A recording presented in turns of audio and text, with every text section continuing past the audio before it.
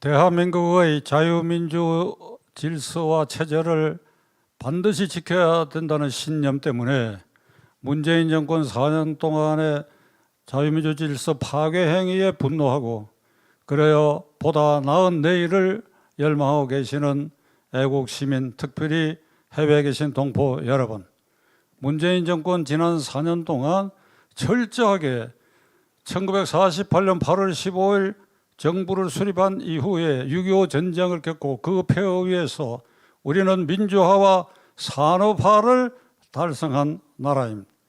이미 1996년에 OECD에 감행할 정도의 국력과 경제력을 키웠고 2000년에는 G20 국가회의를 주재할 수 있는 나라로 성큼 올랐었고 금년 6월에는 런던에서 개최되는 G7 회의, G7 회의는 미국, 캐나다, 일본, 이태리, 영국, 프랑스, 독일 이 7개 국가입니다. 이 7개 국가는 19세기 말부터 G7 국가입니다. 20세기 들어와서 지금도 물론 G7 국가입니다. 최고 선진 국가입니다. 여기에 누락된 것은 소련과 중국이 누락돼, 그것은 체제가 다르기 때문에 누락되어 있습니다. 이 G7 회의에 이번에 한국이 초청됐습니다. 한국, 인도, 오스트랄리아. 그러니까 대한민국이 G10 국가 안에 들어갈 정도의 해외 선진국으로부터 높은 평판을 받고 있는데 문재인 정권 4년 동안에는 우리가 쌓은 이 공덕, 민주화의 발전, 국력, 산업화의 기반, 국가의 부, 이 모든 것에 대해서 보탠 것은 없고 파괴하고 빼고 뭉개고 하는 지난 4년의 세월을 지냈습니다. 우선 삼권 분립을 훼손했어. 입법 독재를 강화했어. 헌법에 위반되는 공수처법을 만들어가지고 고위공직자 범죄 수사처라는 걸 만들었을 뿐 아니라 5.18에 대해서 비방하는 자에 대해서는 처형을 가하는 금지법을 만들었고 북한 전단 살포법을 김여정이가 이 법을 만들으라고 내뱉은 지 6시간 만에 통일부가 화답을 하고 이 법을 통과시켰습니다. 이것은 자유민주주의, 인권 신장이라고 하는 글로벌 전 세계적인 가치 개념으로 봐가지고 이게 우선거리가 되는 미국에서 상원에서 이 법에 대한 청문회가 지금 예정되어 있는 이런 상태까지 이르렀습니다. 자, 사법부는 철저히 장악됐지요. 김명수란 자를 내세워가지고 임성근 부장판사를 여권의 탄핵의 제물로 누구는 뇌물이라 그랬어. 휘하의 판사를 정권의 뇌물로 바쳐가지고 국회에서 탄핵을 이결하게 했고 작년 1월에 울산시장 부정선거 사건에 재판에 회부된 자가 13명인데 지금 1년 2개월이 지났는데도 서울중앙지법에서 이 재판을 단 한 번도 하고 있지 않습니다. 이 사건 꼭대기에는 문재인 대통령이 있지요. 그리고 검찰이 추가 조사할 부분도 못하게 전부 수사팀을 흩어놔 버렸습니다. 사법부 장악했고 검찰은 지붕을 폭파시켜버렸어요. 검찰은 지붕을 폭파시켜버렸어요. 모든 권력을 빼앗아버렸어요. 검찰총장을 내쫓아버렸어요. 그리고 중앙선거관리위원회 헌법재판소도 전부 자기 편 사람들로 앉아가지고 이 서울 부산시장 선거 국면에서도 부정선거 그리고 선거법을 위반하는 일이 여당 후보들 또는 여당에서 공공연히 자행되고 있는데도 선거관리위원회는 경고 한 번 보내지 않는 이렇게 완전히 이 정권이 장악했습니다. 경제적인 면에 있어서는 우리가 지금 경험하고 있는 것처럼 이 정권 들어서고 25차례 주택정책을 발표했는데 박근혜 정권 말기에 비해서 지금 수도권의 아파트 값이 70% 이상 올랐고 값이 오르니까 공시지가도 오르고 공시지가가 오르니 세금 폭탄이 예정되어 있습니다. 그래서 집을 가지려고 하는 희망을 가졌던 서민들에게 집 가질 꿈을 앗아갖고 특히 젊은 세대가 집 가질 꿈을 영원히 빼앗아버리는 이런 짓들을 태연히 하고도 큰 소리를 오히려 치고 있는 상황에 우리는 이르렀습니다. 원자력 발전소를 훼손, 파괴하고 지우려고 하는 것, 이것은 정말 천인공노할 일입니다.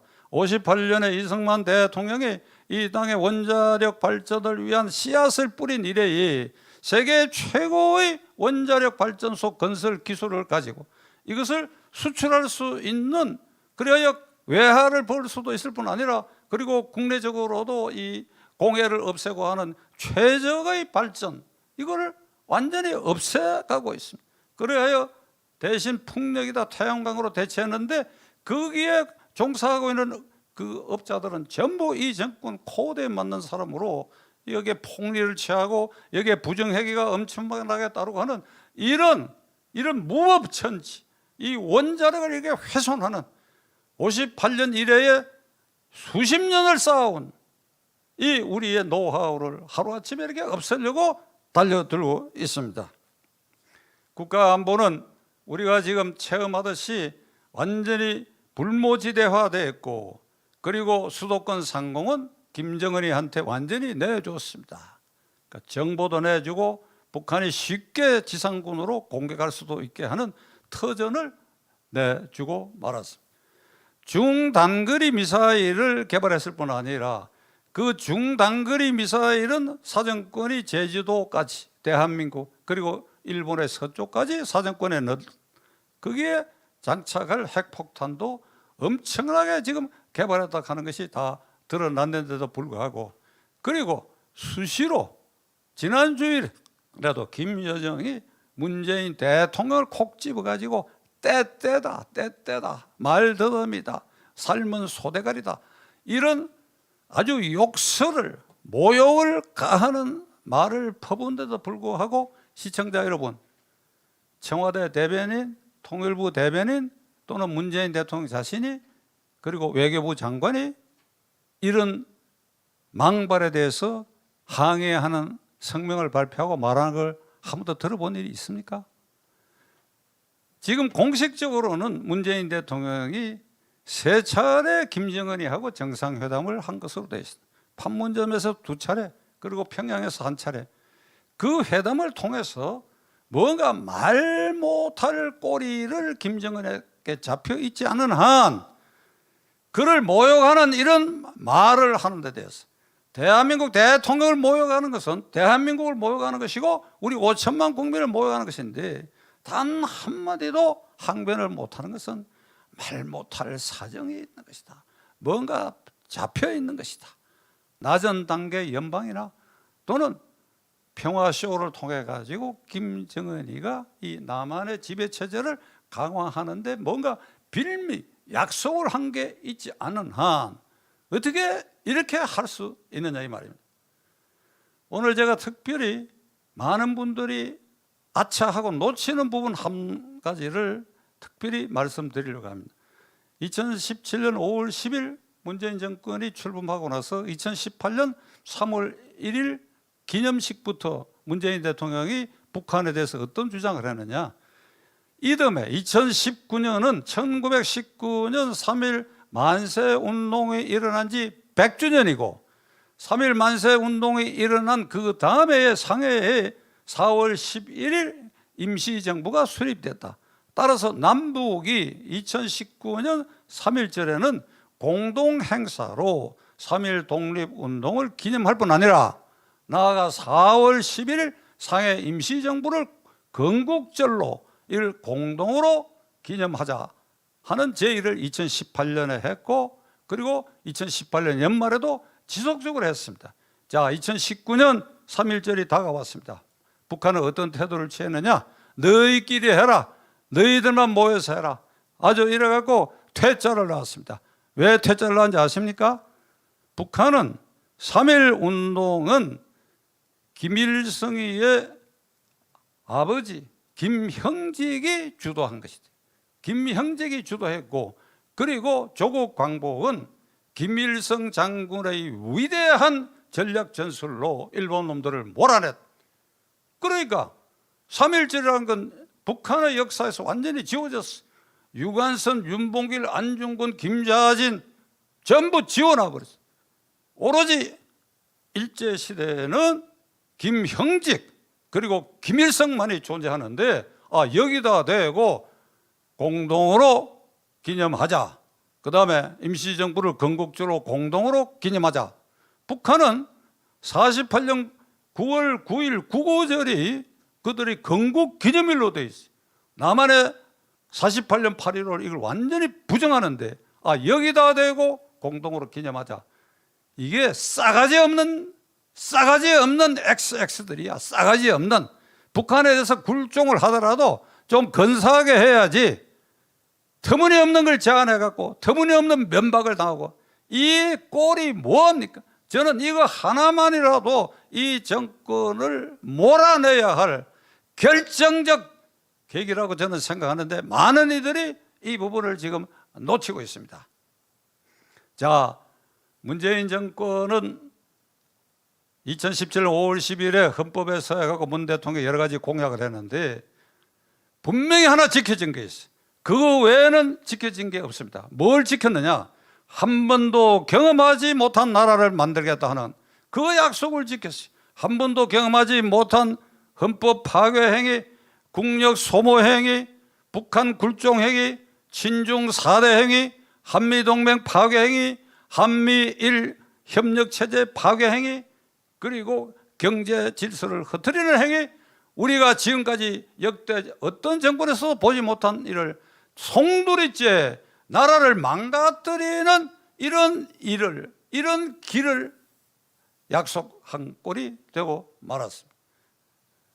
지난 애국시민 여러분, 저는 지난 토요일도 그렇고 이번 토요일 이 시간에도 이 자리에서 여러분들에게 말씀드릴 때 광화문광장이 열려 있다고 한다면, 그리고 오늘 거기서 집회를 안 했다고 한다면 내일 광화문광장에서 이 정권을 규탄하고 그리고 문재인 대통령에 대해서 사퇴 압력을 가하고 그리고 국민적 탄핵을 가할 수 있는 유일한 기회, 그 장소가 광화문인데 불행하게도 이 광화문이 장악되고 있습니다. 그러나 4월 7일 서울 부산시장 선거, 특히 서울시장 선거는 어떤 의미가 있느냐? 내년 3월 7일의 대통령 선거의 예비 선거고, 여기서 야권 후보가 당선이 된다고 한다면 이 정권의 폭주를 상당 부분 멈추게 할 수 있고, 그 여사를 몰아서 이 문재인 정권에 저항하는 모든 세력이 하나로 뭉쳐가지고 내년에 정권 교체를 이룰 수 있는 호기가 4월 7일 서울 부산시장 선거입니다. 이 선거에 우리는 국민 저항권 행사의 한 방법으로 투표에 참가해야 할 것입니다. 투표지가 총알이라고 하는 말이 있습니다. 투표지가 종이지만은 이 투표지에 어디에 어떻게 투표하느냐에 따라서 이것이 총알처럼 체제를 바꿀 수도 있고 미운 놈을 내려오게 할 수도 있고 하는 총알로 변할 수도 있다라고 하는 말이 있습니다. 4월 7일 우리의 투표는 국민 정화권 행사다. 광화문이 막혀있는 이 시점에 있어서 투표장에서 우리는 국민 저항권을 총알처럼 행사하는 날이어야 한다. 자, 그러기 위해서 저는 오늘 특별히 국민의힘당 국회의원과 비상대책위원장 김종인 씨, 그리고 국민의당 안철수 대표와 그의 국회의원, 지금 야권 소속의 국회의원은 이 두 당 소속의 국회의원밖에 없습니다. 자, 그 지도자가 김종인, 안철수, 그리고 이번에 국민의힘은 서울시장 후보로 오세훈 이렇게 뽑아놨습니다. 그대들이 국민의 이런 열망 4월 7일을 국민 저항권 행사의 중요한 계기로 투표지를 총알로 행사할 수 있도록 그대들이 단일 대우를 이루고 그리고 믿음직한 모습을 보여야 한다. 만일 그러지 않는다면 그대들은 문재인 정권보다도 더 역적들이고 반역자들이라고 하는 것을 나는 미리 경고해 두고자 합니다. 감사합니다.